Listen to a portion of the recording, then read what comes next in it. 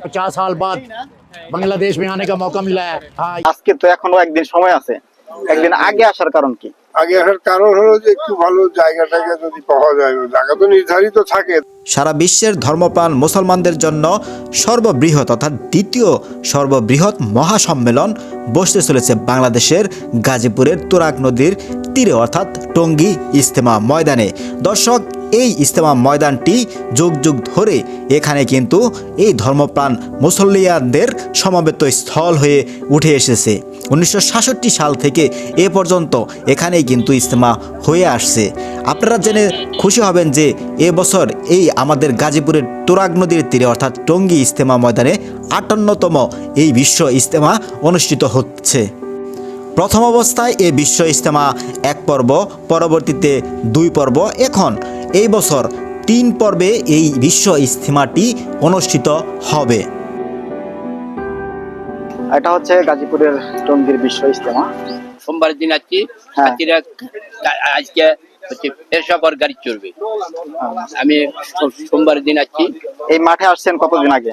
এই মাঠে আমি সোমবারে আসছি। সোমবারে আসছেন? সোমবার থেকে কি মানুষজন আনাগোনা করতেছে? সোমবার থেকে লোকজন মানে যারা দূর দূরান্তের মানুষজন তারা আগেই চলে আসছে। আমি আগে আছি। পান এখানে আপনি কি কি বিক্রি করতেছেন? পান বেচতেছি আর হচ্ছে মেসাক বিক্রি করতেছেন। কোথা থেকে আসছেন বাবা? আমি নড়াইল থেকে আসছি। নড়াইল থেকে আজকে আসছেন নাকি?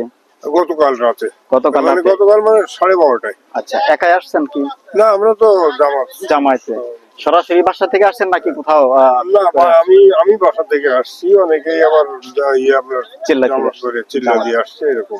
ও আচ্ছা আচ্ছা, ঠিক আছে। আজকে তো এখনো একদিন সময় আছে, একদিন আগে আসার কারণ কি?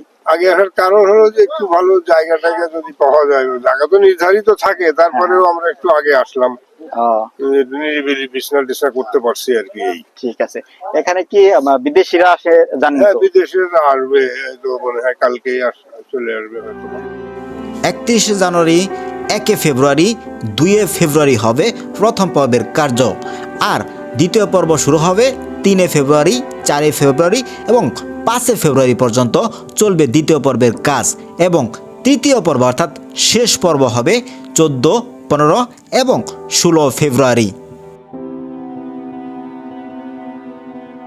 বাংলাদেশ, ভারত, পাকিস্তান সহ সারা বিশ্বের 55 থেকে 60টি দেশের মুসলিয়ানরা এই গাজীপুরের টঙ্গীর তুরাগ নদীর তীরে বিশ্ব ইজতেমাতে সমবেত হন।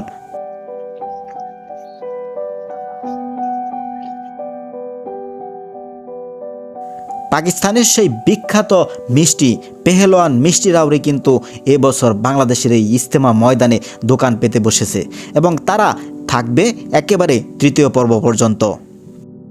এখানে এসে আল্লাহর ইবাদতের পাশাপাশি গুরুত্বপূর্ণ বয়ান সহ এখান থেকে পাকিস্তানি মিষ্টি নিয়ে কিন্তু আত্মীয় স্বজন, পরিবার পরিজনের মুখ মিষ্টি করতে পারবেন।